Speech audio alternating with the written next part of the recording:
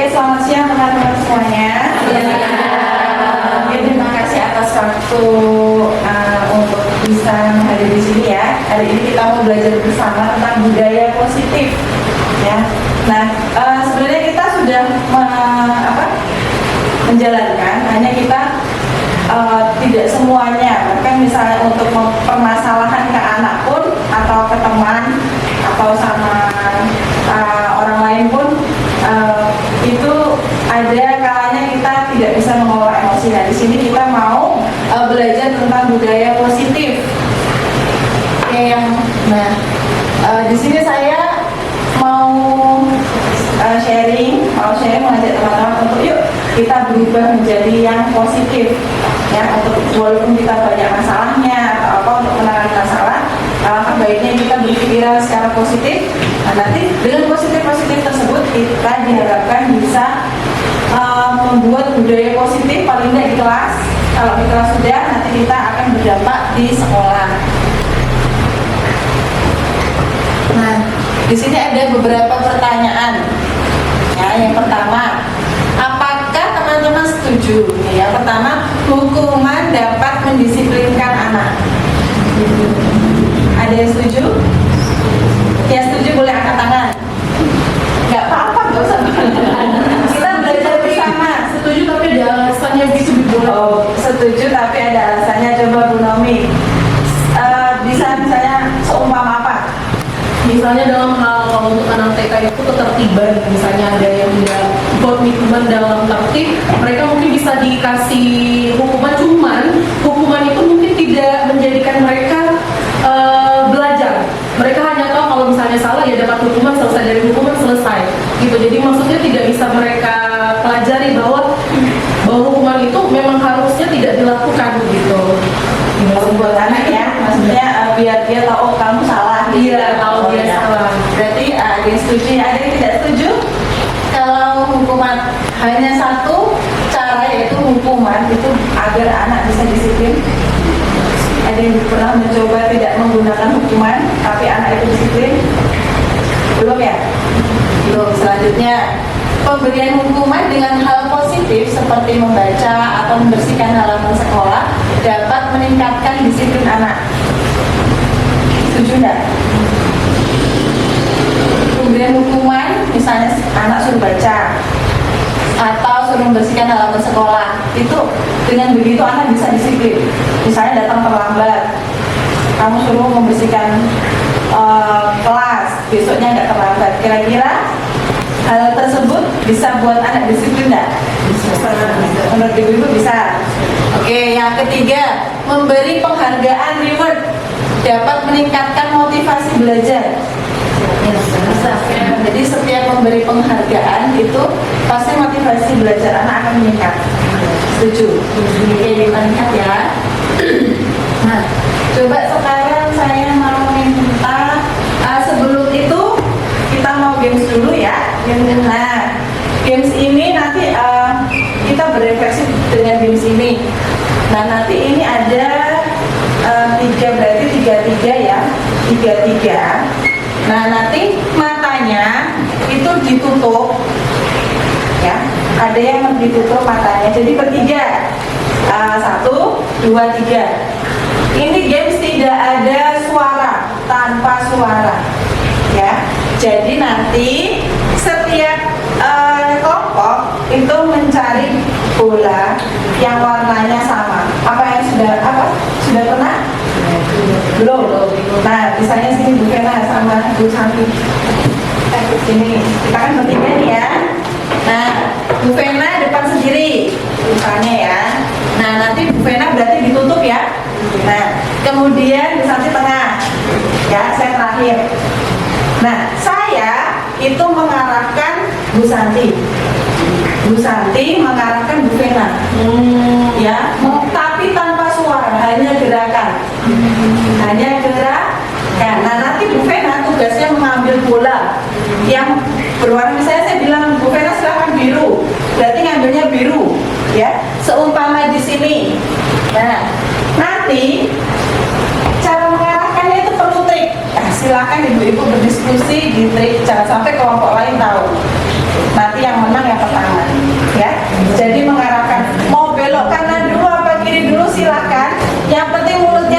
bersuara. Ya, pasti punya trik kan? Punya strategi ya? Yang tutup mata semuanya Bu. Satu yang depan doang. Jadi yang ambil.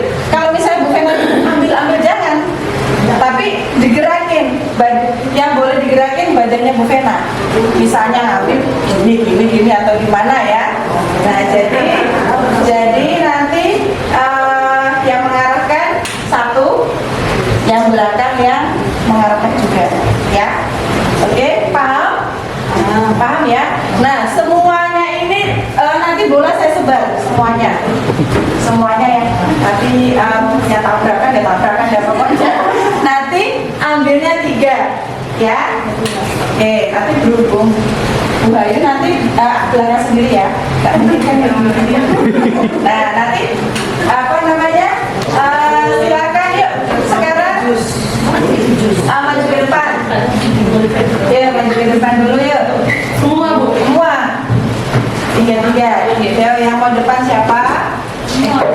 Kan Oh, di sini. nih. Kan ada permeja.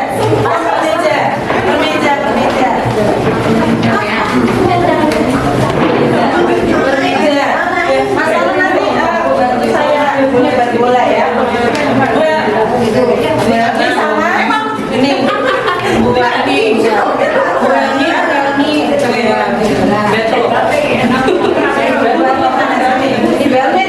Buati yang ambil ya? Buati yang ambil. Iya. Sekarang di kelompok matanya ya. Papaku yang ambil. Kamu yang ambil. Kamu yang ambil ya? Kamu yang ambil. Tutup matanya. Tutup matanya sih. Masih kelebihan. Mana yang kelebihan? Ini 4. Ini 4. Ini 1 sih. 1 bisa 3. Oh ya. Satu tambah 1 nih, sini 1 tambah 1 nih. Boleh Bu. Ini 1 sini. Nih, yang mana berapa?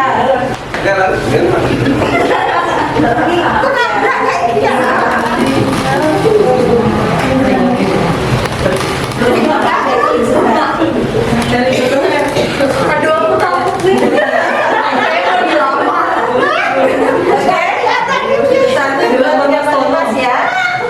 Nggak pakai suara berarti kan Nggak bersuara, tanpa suara, walaupun nggak boleh ya. Oke, sekarang saya beri waktu tangan 2 menit untuk berdiskusi.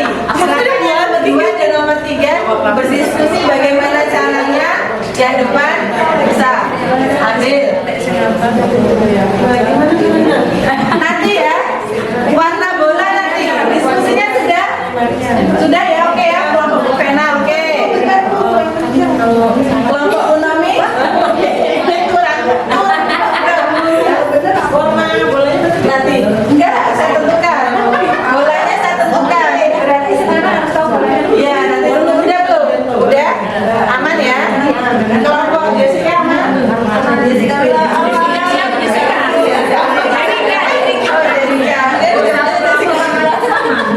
iya, warnanya beda-beda ya. Enggak, maksudnya sama merah semua ya. Satu warna. satu kelompok Satu warna. Oke, sudah. kelompok satu warna. Biru kelompoknya Jessica Mila ya. Ya. Biru ya. Berarti punya Bu Vena nggak boleh ambil biru ya. Oke. Merah punya Olga, punya Evita, punya Elizabeth ya Nah, oke. Kuning punyanya Venta, ya. Punyanya Venta. Oke. Pink punyanya Vivi, Bu Vena. Pink ya, pink. Yang terakhir hijau. Hijau punya Bu Nomi, hijau. Sudah hafal? Sudah ya? Oke. Nah, sekarang oke, sudah ya? Oke, bisa tepuk diam. Diam dong. Jangan berisik. Ayo, kita sebar. Mulai dari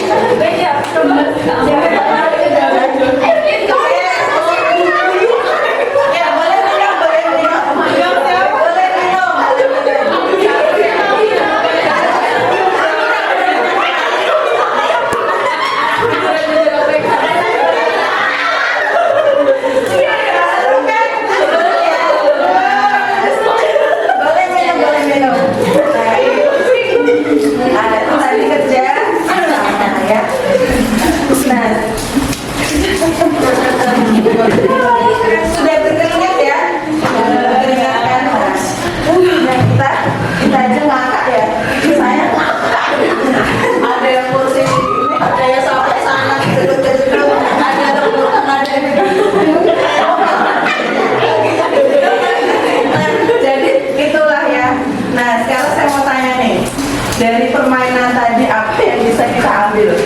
Kerja sama tim. Kepercayaan. Coba kita bayangkan ya, kalau sekarang masih bisa berbicara ya. Terus bayangkan orang yang tidak bisa, bagaimana dia bisa berkomunikasi ya kan untuk itu, ya kan? Nah itu baru 3 orang, belum kalau panjang gimana caranya, ya kan? Tadi tuh harusnya kalau ini yang naik meja bu ada, ya kan dulu saya pernah naik meja dinaikin kursi karena kalau ini kan tak sempat di bawah ya. Kalau itu ada di locker gitu, jadi tangannya tuh bener-bener gini, apa mulai dari nol gitu, bener-bener diarahin. Nah, games ini seru banget kan? Nah, bisa dicoba ke anak ya. Jadi butuh kerjasama tim. Nah itu dia betul. Nah, dengan budaya positif ini, coba kalau kita misalnya, ya kan, tidak berbudaya positif, tidak menjalankan budaya positif, kira-kira tujuan kita bisa tercapai nggak? Tidak ya. Nah, oke. Nah, sekarang nih kita baca dulu.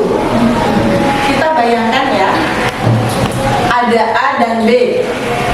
Sobeklah secari kertas kecil, tuliskan benda yang sangat berharga untuk Anda. Kemudian letakkan di salah satu tangan Anda di sini. Nah, misalnya sekarang coba Bu Vivi tulis barang berharga yang Bu Vivi punya dan tidak boleh ada orang yang punya. Duit. Suami.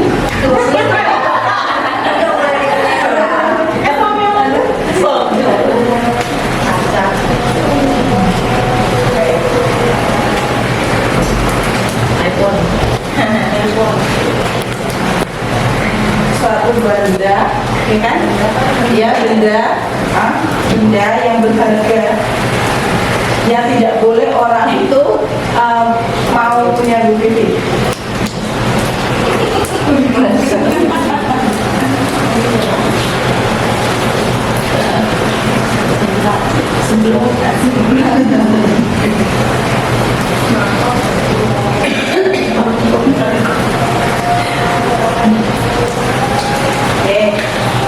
Dan sekarang di kepala kita kan, di kepala pas masukkan. Oke. Nah, sekarang maju ke depan. Nah, busukkan sebagai B. Ya. Bu Vivi punya benda berharga, ya. Nah, busukkan tuh pingin banget punya benda yang Bu Vivi punya. Dia mau merayunya terserah, mau diantem, mau dia apa tuh,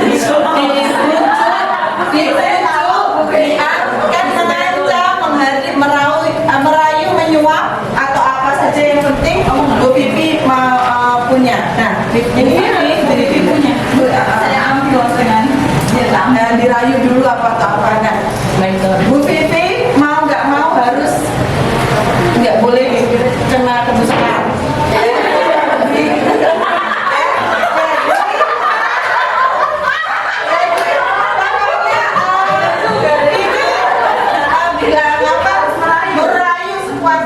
Supaya Bu Vivi mau. Kalau enggak ngasih.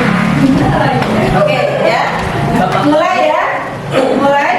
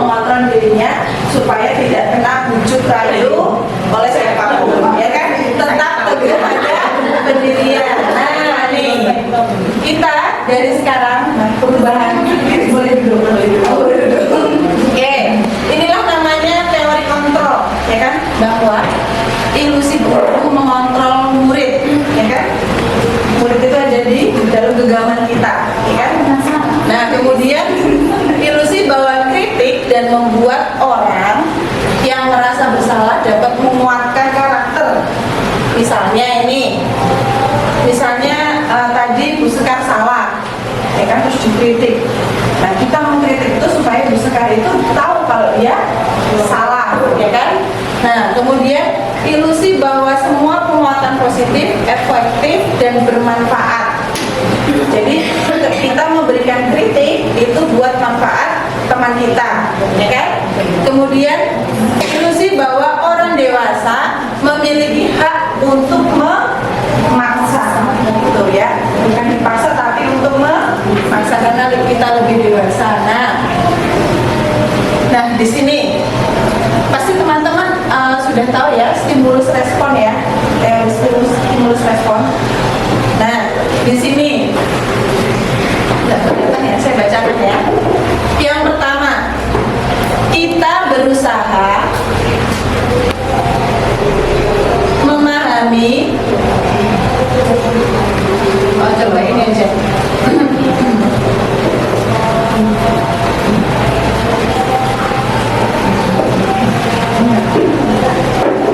Besarkan aja ya.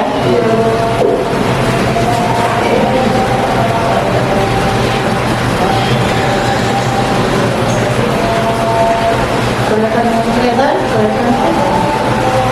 Nah, yang pertama, kita berusaha memahami pandangan orang lain tentang dunia. Nah, kira-kira stimulus responnya yang harus kita lakukan apa? Nah, ini coba. Ya kan? Kita mencoba mengubah orang agar berpandangan sama dengan kita. Nah, dampaknya, ya kan, kalau kita kontrol berarti kita berusaha memahami pandangan orang lain tentang dunia. Kalau stimulus respon itu harus sama dengan kita, apa yang kita mau ya kamu mau itu. Tapi kalau dari kontrol sebelahnya itu kita berusaha memahami pandangan orang lain tentang dunia, tidak hanya pandangan kita. Nah kemudian nih yang kedua, semua perilaku memiliki tujuan. Nah di sini stimulus yang dapat kita berikan yaitu perilaku buruk dilihat sebagai suatu kesalahan, ya kan? Kalau kita melakukan hal yang buruk pasti salah. Nah itu stimulus responnya. Tetapi kalau kita punya teori kontrol, semua itu punya tujuan. Walaupun kita berbuat salah, pasti ada tujuannya. Nah itu dia bedanya. Kemudian hanya Anda yang bisa mengontrol diri sendiri. Coba kalau ini kira-kira stimulus responnya apa? Nah, orang lain bisa mengontrol kita. Kenapa? Karena ada saran, ya kan? Terus kita sharing bersama. Jadi kita tidak boleh kaku ya. Kadang-kadang perilaku kita salah. Orang lain itu bisa mengontrol kita kalau kita salah. Nah, itu. Kemudian yang teori kontrolnya, Anda tidak bisa mengontrol orang lain. Nah, di sini saya bisa mengontrol Bapak egois ya, saya harus bisa. Tetapi enggak, kita tidak bisa mengontrol orang lain. Tadi yang sudah Bu Vivi sama Bu Sekar praktekkan kan, bahwa Bu Sekar mau dipeluk, mau dijajanin, tetap tidak bisa mengontrol diri. Nah itu prakteknya. Nah kemudian nih, kalau teori kontrol itu kolaborasi dan konsensus menciptakan pilihan-pilihan yang baru. Tetapi kalau stimulus respon itu pemaksaan ada pada saat rujukan yang gagal. Tadi gagal ya, gagal kan? Nah itu jadi dipaksa terus, paksa terus meskipun itu gagal. Nah selanjutnya model berpikir menang-menang. Nah kalau stimulus respon itu model berpikirnya menang kalah. Nah di sini kita mau menciptakan budaya yang positif. Oke. Nah di sini ada disiplin positif ya. Nah disiplin positif itu ada beberapa teori. Nah yang kita ambil adalah teori kontrol atau teori pilihan. Nah yang di sini ada. Ya tadi Anda tidak bisa mengontrol orang lain, hanya Anda yang bisa mengontrol diri Anda. Jadi disiplin itu belajar kontrol diri dengan menggali potensi kita sendiri. Jadi kita hanya tahu diri kita sendiri, gitu ya. Nah, kemudian kalau yang ini semua perilaku itu memiliki tujuan. Di sini ada teori motivasi. Kalau kita kuliah, ambil skripsi motivasi mungkin kita ada yang tahu. Nah, motivasi ini ada beberapa. Yang pertama ekstrinsik, itu untuk menghindari hukuman dan untuk mendapatkan imbalan. Tadi ya sudah pertanyaan pertama ya. Ternyata itu motivasi dari luar. Saya mau datang ke sekolah jam 6 supaya dapat hadiah dari guru. Nah itu jadi dari eksternal. Tetapi kalau yang dari diri sendiri, saya mau datang ke sekolah jam 6 karena supaya saya tidak buru-buru belajarnya, bisa main sama teman. Nah itu berarti dia dari diri sendiri, namanya intrinsik. Nah motivasi ini itu berdasarkan nilai-nilai kebajikan universal. Nah kalau kita kan sudah buat komitmen kelas ya, tertib, teman ya kan, terus datang sholat waktu. Nah itu sebenarnya dasarnya itu dari sini Bu, dari sini semuanya. Tuh. Nah ini keyakinan kelas kalau kita komitmen kelas itu. Nah nanti di sini ada beberapa teori ya kan. Nah hari ini kita mau belajar tentang segitiga restitusi dan 5 posisi kontrol. Sekarang saya mau menjelaskan 5 posisi kontrol. Yang pertama penghukum. Penghukum itu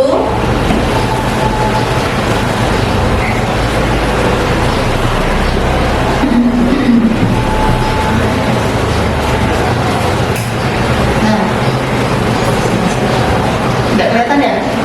Kalau penghukum nih, penghukum kalau guru kalau kamu tidak melakukan, awas ya. Itu berarti kita posisinya jadi penghukum, ya kan? Terus ini, kamu sudah telat, nggak bawa buku lagi, itu berarti penghukum. Sepertinya kita tahu udah pernah rasain, ya kan? Penghukum ya kita di posisi ini. Nah, kemudian hasilnya anak itu akan memberontak atau menyalahkan orang lain. Dan yang terakhir buku, kan mamaku nggak masukin buku di tasku, ya kan? Menyalahkan orang lain. Nah ini kalau kita menjadi penghukum. Tapi kalau membuat orang merasa bersalah, misalnya yang kita lakukan berceramah, harus nyeramah ya terus, ya kan? Misalnya datang terlambat nih. Nah, ibu tuh kecewa banget sama kamu. Pokoknya ibaratnya itu kita tuh biar anak itu sadar gitu loh. Kok aku tuh salah banget gitu. Ibu tuh udah capek-capek jelasin, kamu nggak dengerin, dikasih soal nggak bisa. Nah, itu jadi menyalahkan anak, ya. Itu namanya membuat orang merasa bersalah. Nah, jadi nanti ketika kita memantau, anak itu bisa menyesuaikan diri. Misalnya terlambat, ya kan, kita udah berdoa untuk ajar anak itu kan yang mati ya, nunggu doa sampai selesai. Terus kita kan tidak dulu. Terus apakah dia diem aja atau ikut berdoa? Kita jadi hanya pengamat observer. Nah, kemudian tetapi anak tersebut bisa bertingkah laku. Kalau kita ngamati dia pasti pura-pura berdoa.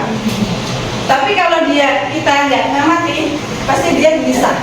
Itu karena sudah terlambat, ya kan? Pasti gelisah. Kemudian yang terakhir itu manajer. Nah, di sini diharapkan kita semua itu menjadi manajer. Jadi kita bisa membuat anak-anak itu bisa menjadi dirinya sendiri, tahu salah, solusinya apa, gitu. Jadi kita misalnya anak itu terlambat, kita tanya, kenapa kamu terlambat, gitu kan? Ini, nah kalau kamu terlambat, apakah kamu salah, gitu kan? Anak kan jawab sendiri, ya saya salah Bu. Nah sekarang kalau kamu salah, apa yang akan kamu lakukan? Jadi kita memberikan pertanyaan-pertanyaan supaya dia sadar sendiri. Itu diharapkan kita berada di posisi manajer. Nah kemudian nih, kalau tadi sudah ya ada 5 ya. Kalau ini, saya kecewa sekali dengan kamu. Kira-kira kita sebagai apa? Pemantau, teman, pembuat orang bersalah, penghukum, pembuat orang bersalah. Kamu tidak pernah benar melakukannya. Membuat orang bersalah. Ayolah lakukan demi ibu. Teman, oke. Apakah kamu mau mendapatkan stiker bintang hari ini? Berarti pakai reward tadi penghubung, ya kan? Nah kalau misalnya nggak pakai reward, anak itu kira-kira mau nggak? Nggak mau. Oke, kemudian bagaimana kamu bisa menyelesaikan masalah ini? Hah? Bagaimana? Jadi kita hanya tanya pemantau. Oh iya, apa? Yang manajer. Nah, kemudian kamu selalu yang paling terakhir, judge, penghubung. Nah, itu dia ya. Jadi kita sekarang kan kita sudah tahu ya kita salahnya, gitu kan. Ternyata apa yang kita lakukan itu tidak baik. Nah, kenapa sih kok kita harus tahu gitu? Nah, di sini restitusi itu kita harus tahu kenapa sih kok kita melakukan itu, karena untuk tujuannya itu restitusi ya. Restitusi itu biar anak itu bisa memperbaiki kesalahan mereka. Nah, di sini ada keyakinan kelas. Nah, sekarang saya mau tanya tentang keyakinan kelas. Kan kita sudah semua ya, nah, ada kesepakatan kelas.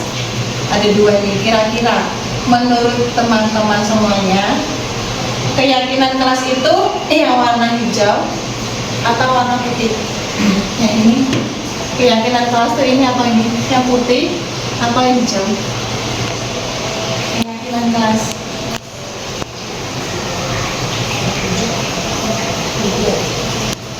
hijau.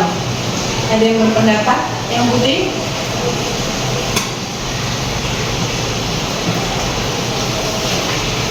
Kenapa kok hijau?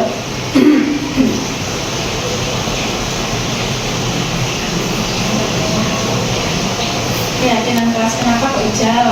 Kok nggak putih? Selain putih, kenapa kok putih nggak hijau? Pasti kan ada alasannya ya. Tahu nggak? Nah, di sini kalau kita sama-sama lihat ya, kita bacakan nih ya. Kesepakatan kelas ada datang tepat waktu, mengucapkan salam, kemudian menjaga kebersihan sekolah, berdoa sebelum dan sesudah kegiatan, aktif dalam pembelajaran, terus tertib. Tapi kesepakatan kelas ini, kami guru dan murid yang saling menyayangi, kami murid yang semangat belajar, kami murid yang peduli dengan teman-teman. Nah, kira-kira dari kalimat dua ini, kira-kira berbeda enggak? Berbeda ya.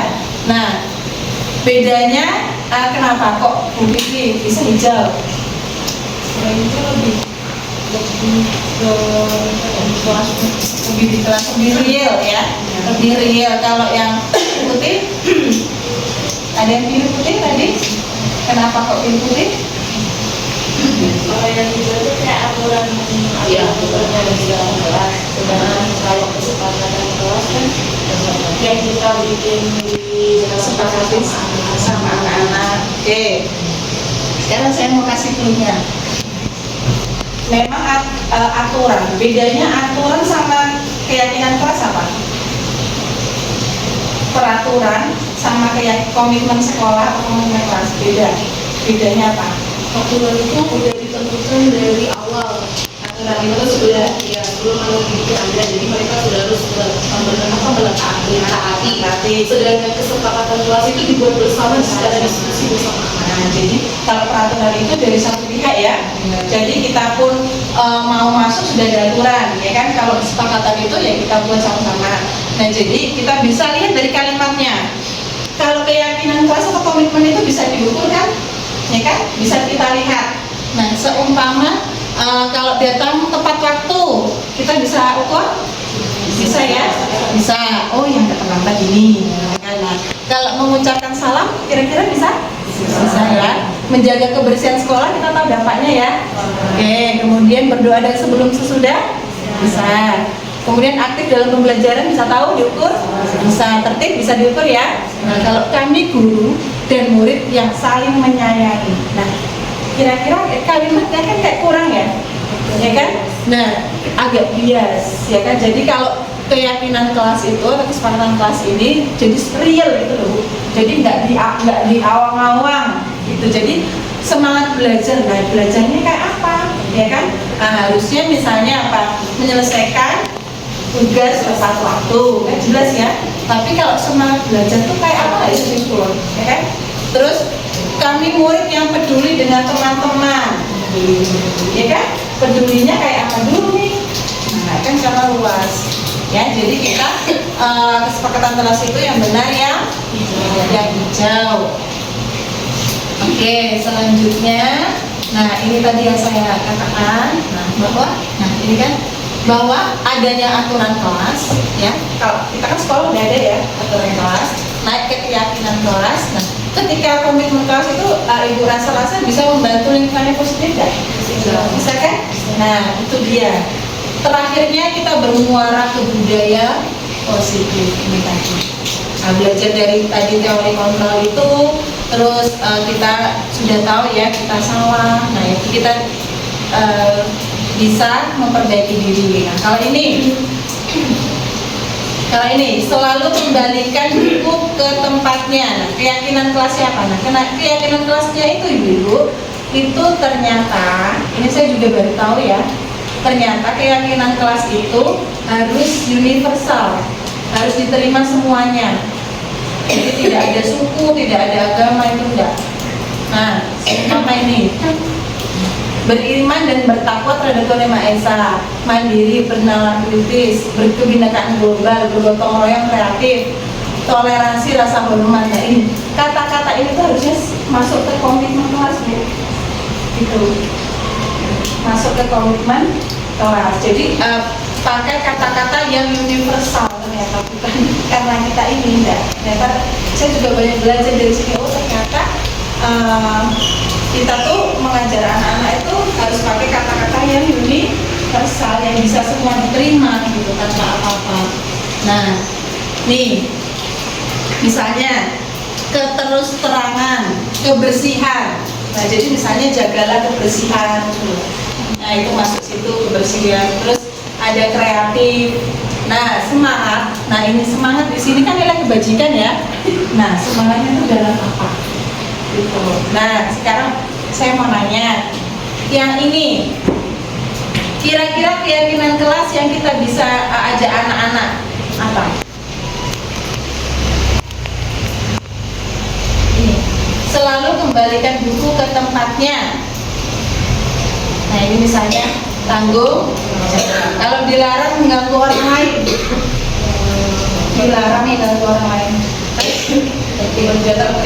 Menjaga ketertiban, bisa menghormati orang lain. Kemudian peraturannya hadir di sekolah 15 menit sebelum pelajaran dimulai. Menghormati atau menghormati orang lain, kemudian berkomitmen. Kemudian dilarang melakukan kekerasan. Kalau di TK sayang teman ya. Kalau ini apa? Misalnya menghormati, ya kan? Ya, keselamatan. Kemudian dilarang menggunakan narkoba. Ini khusus SMK ya. Itu kira-kira nilai kebajikan apa yang masuk? Keselamatan atau kesehatan. Nah, bergantian atau menunggu giliran?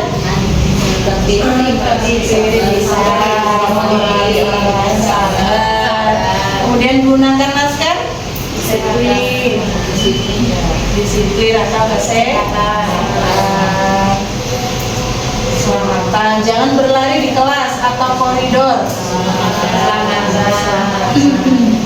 Nah, ini semua adalah keyakinan kelas. Nah, ini sekarang dia kan maksudnya kita nilai dia nggak dapat minta karena tugasnya misalnya selesai 3 dia baru 2, ya kan?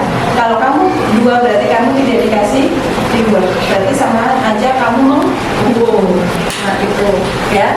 Nah, kemudian penghargaan itu mengurangi ketepatan. Nah, aku mau belajar sama si A, ya kan? Kamu apa? Dikasih ini, gitu. Jadi aku nggak mau sama ibu itu karena ibu itu nggak pernah ngasih ini, gitu. Jadi sekarang kalau reward itu ternyata salah. Nah, penghargaan tidak efektif, ya kan? Nah, ya masa gurunya ngasih permen terus ya kan nggak mungkin ya. Nah, itu dia. Kemudian penghargaan merusak hubungan. Nah, kira-kira hubungan apa? Ya kan? Misalnya anaknya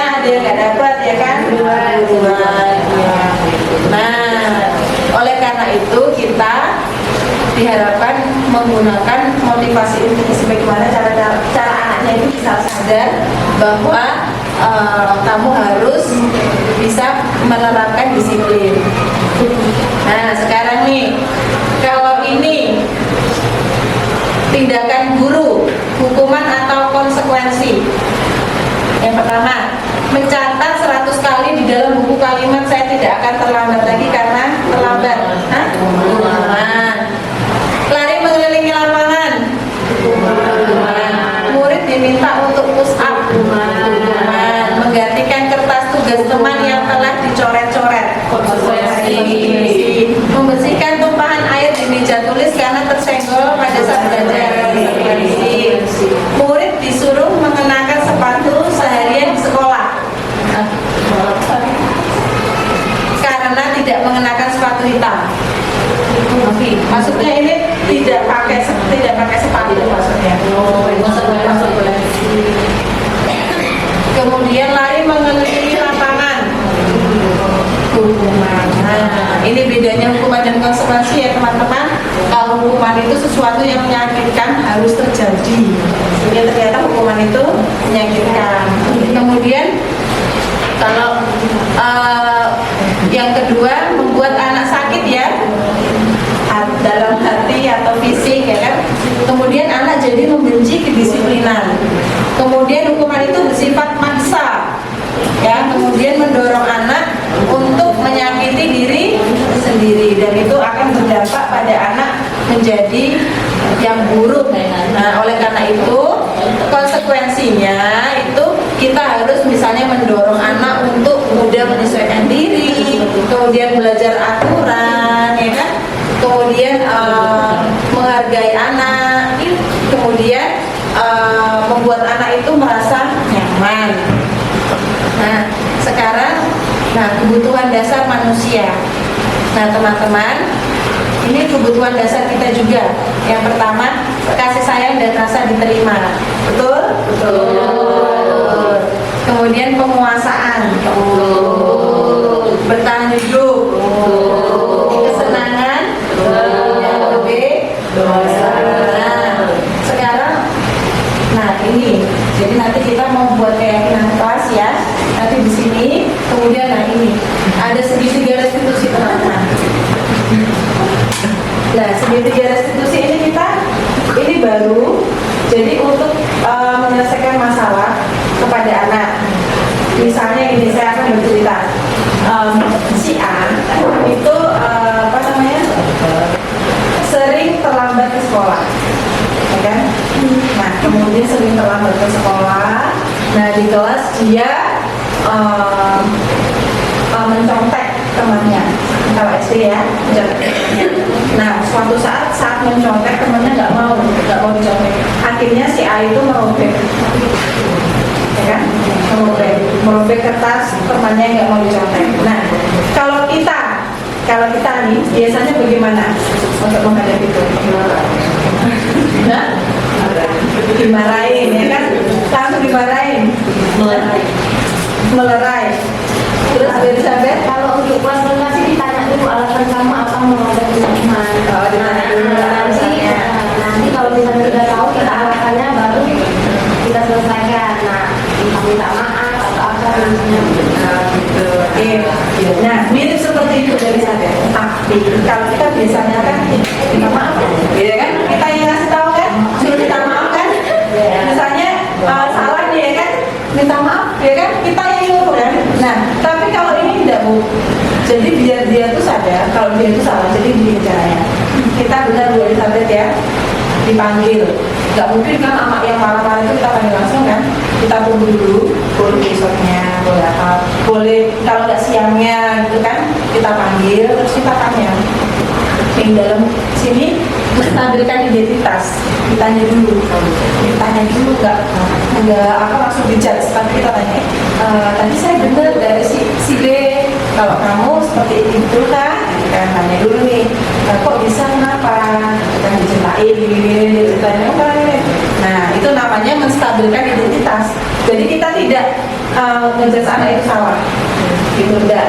Kita tanya dulu. Oh, udah tanya kan udah dia plong, baru kita masuk ke yang kedua, validasi kebutuhan.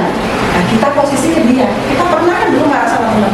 Pernah kan di waktu sekolah. Nah, kita bilang, nah, kita ibu juga dulu pernah seperti itu. Nah, untungnya kamu hanya merobek, ya kan nggak mau mukul. Jadi tetap kasih tahu teman, jangan sampai dia melukai temannya lebih gitu loh.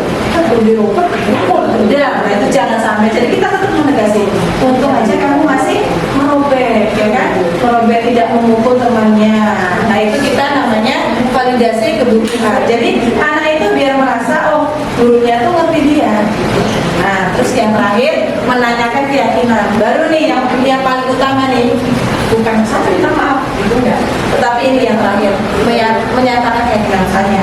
Nah, kira-kira si A, kalau kamu berbuat itu kira-kira salah atau benar, gitu ya kan?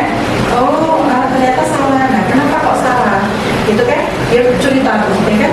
Nah, dia cerita terus kita bilang, nah kira-kira peraturan atau komitmen apa yang kamu langgar? Gitu. Padahal kan kita tadi waktu ulangnya kita tanya, semua itu kita tanya, enggak kita nyuruh kamu harus minta maaf sama ini sama mamanya ini, enggak. Tapi kita sebagai perantara aja, ya, gitu.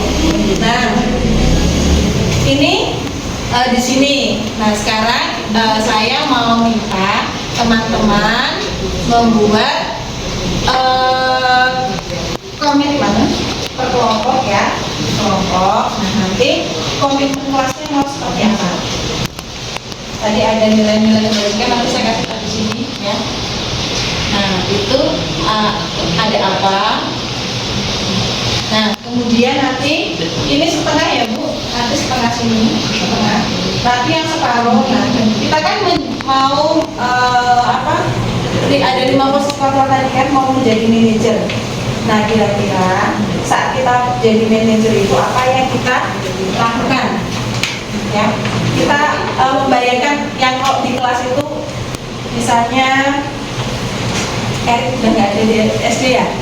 Misalnya siapa yang kira-kira sering melakukan kesalahan. Nah, kita bayangin kalau kita jadi 5 posisi kontrol manager itu, nah kita mau mau kayak apa gitu, apa mau menanya sebagai apa gitu. Saya diskusi di sini, nanti pakai kertas ini ya.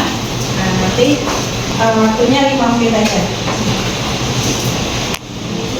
diskusi ya.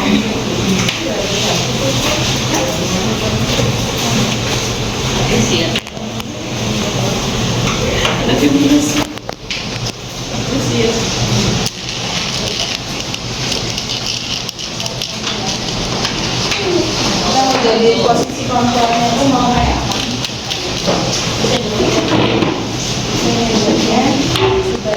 Jadi apa?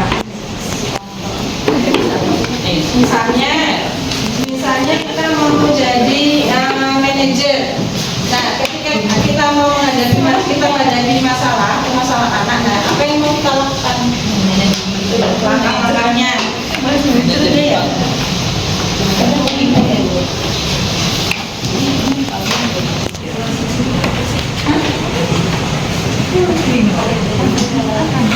Keyakinan kelas itu boleh setengah-setengah. Pimpinan kelas, Keyakinan kelas pakai individu yang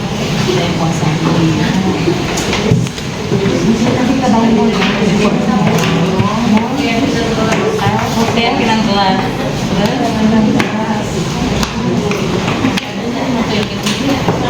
itu manajer. Nanti dibagi ada yang manajer, ada yang keyakinan kelas. Kan kemarin ya. Nah, keyakinan kelas yang misalnya setelah tadi kita lihat ya, teman-teman pada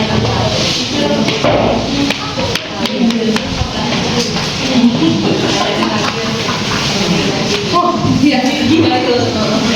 Zara tanyain lagi boleh nggak yang manajer? Yang manajer.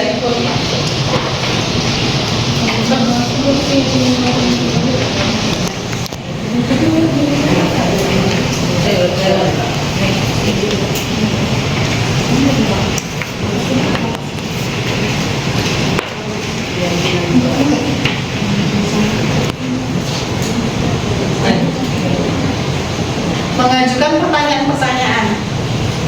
Guru berbuat, jadi pertanyaan pemantik. Nah itu nanti ditulis di situ, Bu.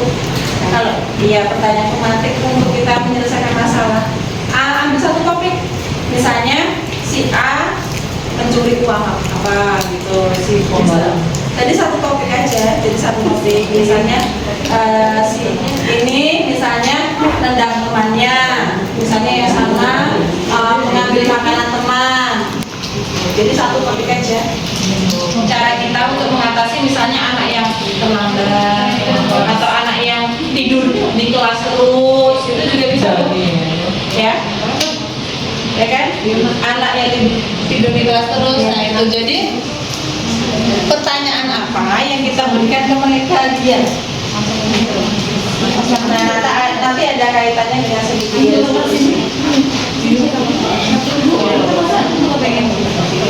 Itu langkah-langkahnya, pertanyaannya mau apa? Jadi satu pertanyaan satu kertas. Misalnya, ya kan? Awalnya kita bayangin itu kita ketemu, ya kan? Ketemu sama anaknya. Nah, apa yang kita tanya dulu pertama? Berarti ketemukan masalah dulu ya, masalahnya. Mau masalahnya mau apa? Masalahnya tulisnya di sini. Iya, di atas misalnya judulnya kasus ya, judul kasus misalnya terlambat itu atau berbohong ketika apa, terus ya. Misalnya ini apa, tidur di kelas, kan bukan masalah ya, tidur di kelas.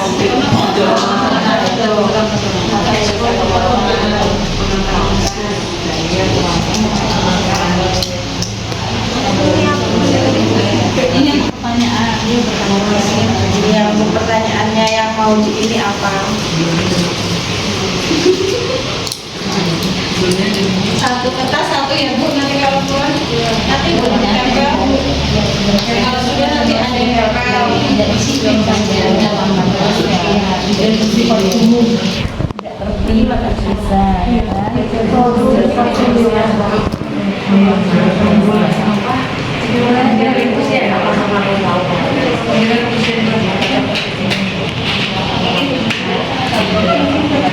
Misalnya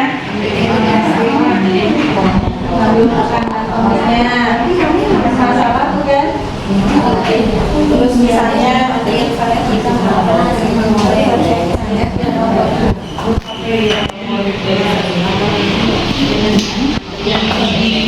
pertanyaannya misalnya tidak disiplin, datang terlambat. Nah, pertanyaannya di situ yang kuning. kenapa kamu datang terlambat? Kira-kira yang pertama apa? Misalnya Satu kertas pertanyaan yang dia. ya, itu ya kalau apa kita lihatnya di sini ya. Manajer itu Tepat waktu. institusi sampai tepat waktu itu pertanyaannya kita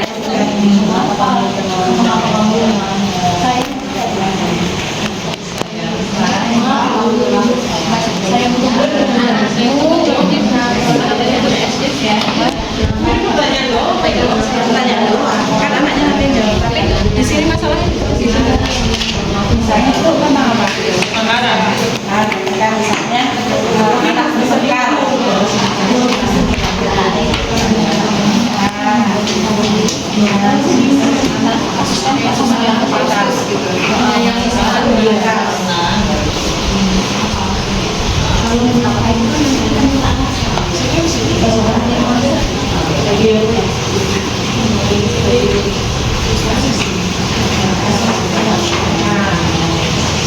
Yang di jendela apa? Kasusnya.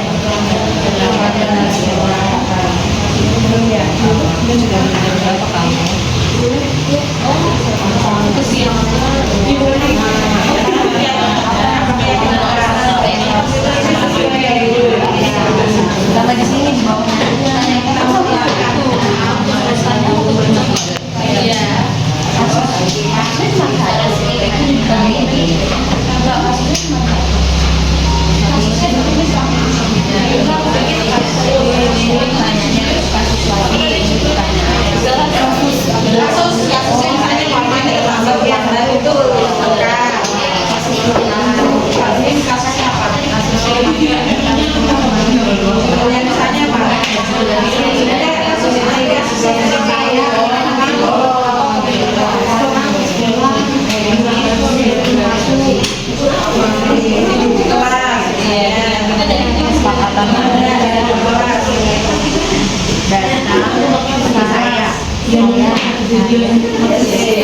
guru dan jangan saja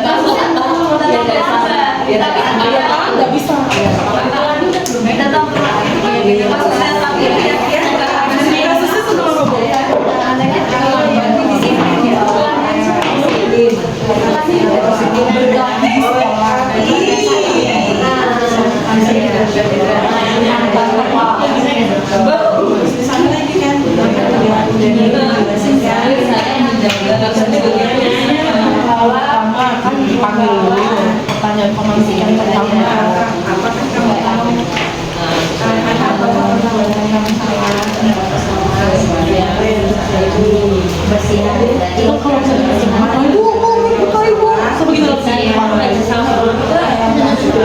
ibu sebegitu kan, tapi kita sebagai misalnya mengajukan pertanyaan karena menganalisa kebersihan tidak selalu seumpama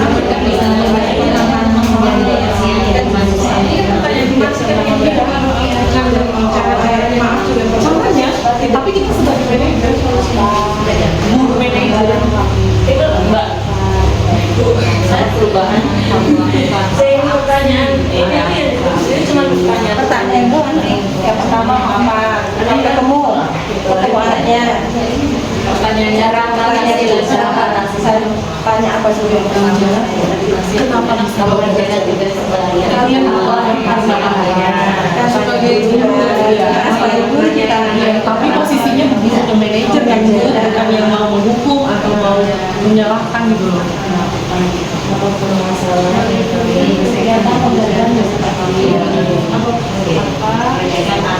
Kenapa bisa sampai berantem? Itu kan bahasa apa ya? Maksudnya bahasa baku ya, Bu?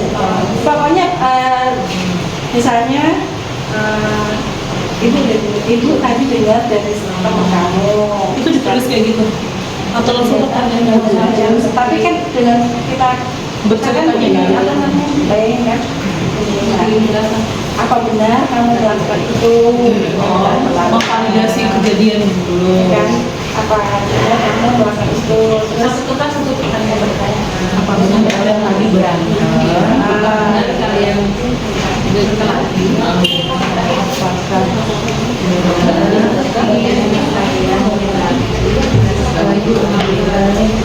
Berarti kami benar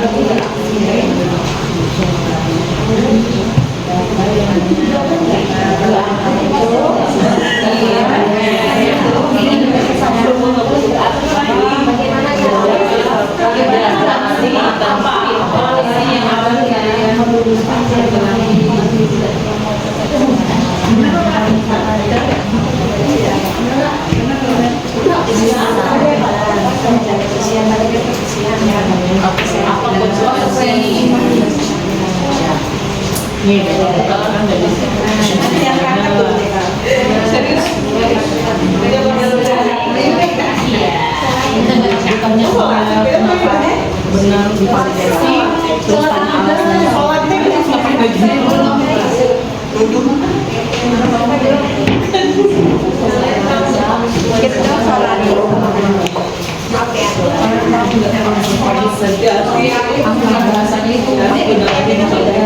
Tahu nggak anak-anak ya. Nah, Oh iya. ya, di depan.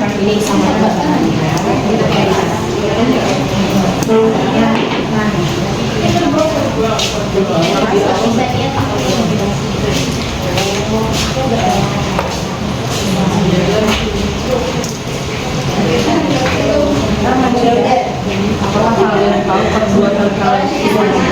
Kecil banget. Jelasin tentang keyakinan, siapa yang jelasin tentang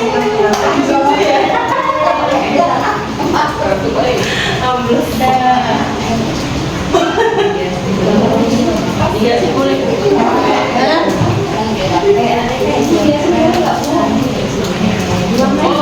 Mau gambar orang gitu. Pura-pura. Matahari. Buru-buru.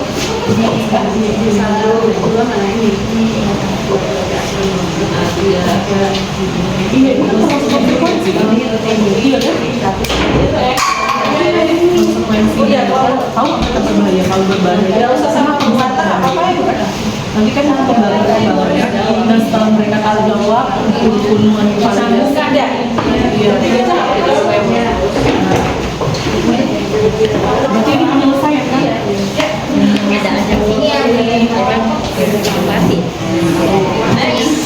Ya, teman-teman kita mau mendengarkan contoh dari kelompok merah ya. Oke, yang kita bahas adalah kasus-kasusnya tentang terlambat datang ke sekolah. Nah, sebagai manajer kita di kelas.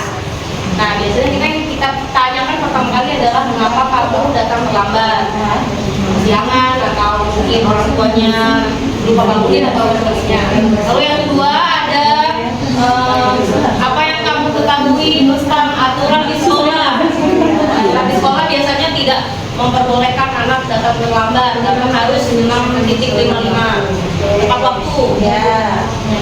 Lalu apa akibatnya kalau kamu datang terlambat? Apa akibatnya?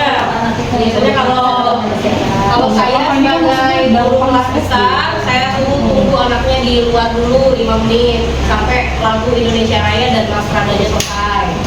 Lalu yang keempat, yang terakhir, nah setelah itu mereka disuruh refleksi apa yang bisa kamu lakukan supaya tidak datang terlambat. Aksinya apa, refleksinya apa. Kalau besok tidur di sekolah, misalnya gitu boleh. Nah, lalu yang di depannya dijelasin ya Bu.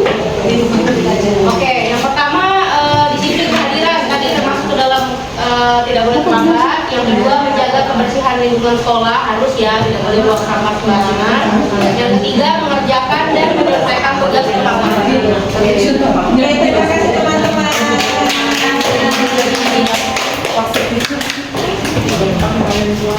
Oke, jadi tadi contohnya sudah ada bayangan ya bahwa kita menghadapi anak itu ternyata tidak boleh menjudge ya, tidak boleh jadi apa? Tidak boleh jadi tidak boleh jadi membuat orang salah. Kemudian, nah paling tidak ini ya menjadi teman dan pemantau teman dan manajer ya. Jadi kita masih ini sama anak, oke? Nah sekarang saya mau minta refleksinya ya. Pengalaman kita belajar tentang budaya positif. Tadi kan sudah ada segitiga diskusi ya. Ini yang tadi teman-teman ini. Kemudian ada keyakinan kelas, kemudian ada 5 kontrol, posisi kontrol, dan kita tahu, oke? Nah sekarang Bu Nomi maju ke depan. Kita mau tahu pengalaman Bu Nomi untuk hari ini Tentang kita belajar ya. Baik teman-teman dan Bu Saras, dari hasil diskusi sharing kita pada siang hari ini yang saya dapatkan bahwa ternyata hukuman yang selalu kita katakan baik itu secara verbal ke anak-anak itu tidak efektif untuk membuat anak tuh mengikuti aturan yang sesuai yang kita inginkan.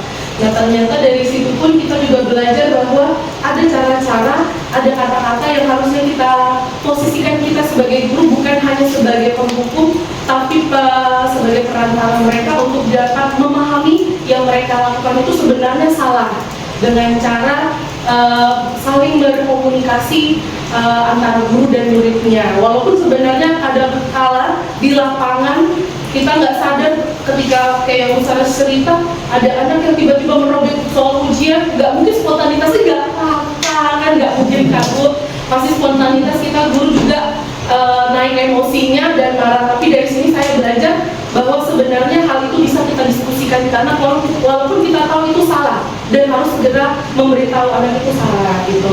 Terus saya juga belajar bagaimana cara menyusun komitmen atau keyakinan kelas dengan kata-kata yang sebenarnya kata-katanya itu harus bersifat umum dan bisa diukur begitu. Jadi keyakinan kelas memang kesepakatan bersama, tetapi guru bisa mengarahkan anak-anak memilih kalimat-kalimat atau kata-kata yang dapat diukur satu dengan yang lain sehingga anak-anak tahu kalau mereka sudah melaksanakannya apa tidak, itu mereka paham gitu. Terus kalau misalnya tadi kita diajarkan diajak Saras untuk mengkondisikan dalam studi kasus yang terjadi di sekitar kita pada anak, juga kita jadi tahu bahwa sebenarnya guru juga ketika ada situasi tertentu tidak serta-merta harus pada waktu itu menyelesaikan masalah. Ternyata setelah masalah bisa diulur waktunya, mungkin biarkan anak-anak tetap fokus belajar dulu atau menyelesaikan ujiannya dulu, baru nanti setelahnya bisa kita panggil anaknya untuk diajak berdiskusi menyelesaikan masalah. Mungkin dari itu saja besar yang bisa saya dapatkan. Ya, terima kasih Bu Naomi. Oke teman-teman, banyak sekali ya tentang budaya positif ini. Nah nanti paling tidak teman-teman sudah tergambar ya. Jadi moga-moga kita menjadi agen perubahan ya. Yang tadinya kita emosi, kita jadi bisa mengendalikan diri.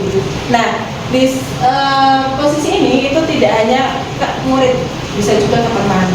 Ya kan, kita tahu teman berantem ya kan gitu. Jadi mau di lingkungan keluarga, di lingkungan sekolah atau dimanapun kita berada, kita bisa memposisikan kita sebagai manajer. Nah oke teman-teman, untuk pertemuan kali ini saya mengucapkan terima kasih atas kesediaannya.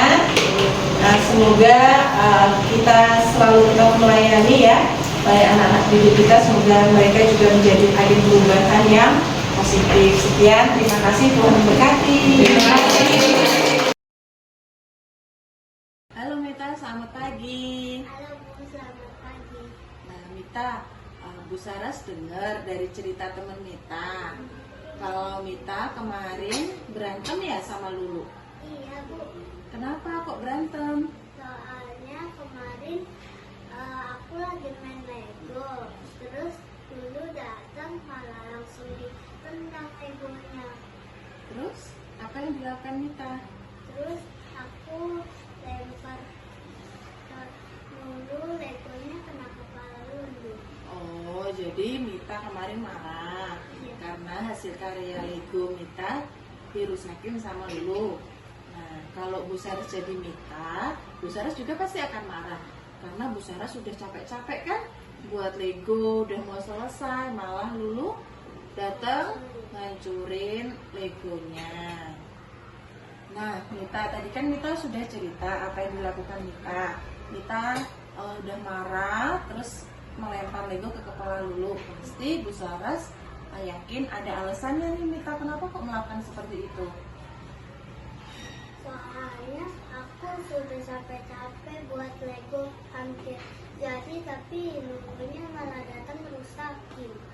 Oh, Bu Saras menghargai kenapa alasan Mita berbuat seperti itu. Nah, untung aja Mita hanya melempar Lego dan kena kepala Lulu sehingga Lulu tidak terluka ya kepalanya ya. Nah, untung Mita tidak berbuat yang lebih ekstrim lagi ya kan. Nah, sekarang Bu Saras mau tanya nih, yang dilakukan Mita kira-kira salah enggak? Salah, Salah. Nah, kenapa kok Mita salah? karena aku sudah melempar Lego kena kepalanya Lulu. Nah, Mita udah bilang kalau Mita salah ya. Nah, kira-kira nih Bu Saras mau nanya, Mita melanggar komitmen kelas ya? Langgar, Nah, komitmen apa yang Mita langgar? sayang teman. Oh, sayang teman. Nah, Mita sekarang udah tahu kalau Mita berbuat kayak kemarin, melanggar komitmen kelas yaitu sengkeman. Nah, sekarang Bu Saras mau tanya, apa yang dilakukan Mita setelah kejadian kemarin? Yang aku lakukan, aku melempar kepalanya dulu dengan Lego. Nah, dengan Lego, tapi kan jadi Mita melanggar komitmen kan? Nah, sekarang apa yang akan Mita lakukan dulu? Aku dulu minta maaf. Kalau mau minta maaf sama Lulu ya. Nah, selain minta maaf, Mita mau apa lagi? Apa Mita mau berjanji tidak akan mengulanginya lagi? Ya, Ya? ya. Jadi Mita berjanji tidak akan mengulangi lagi dan tidak akan melanggar komitmen kelas yaitu sayang teman. Apakah Mita bisa berkomitmen untuk mengelola emosi? Bisa. Bisa? Bisa. Oke, terima kasih Mita. Halo, nama saya Mita. Waktu kemarin saya senang sekali karena Bu Saras ngajak ngomong ke saya. Dan saya sekarang sudah baikan sama Lulu. Saya sudah berteman lagi dengan Lulu. Terima kasih Bu Saras.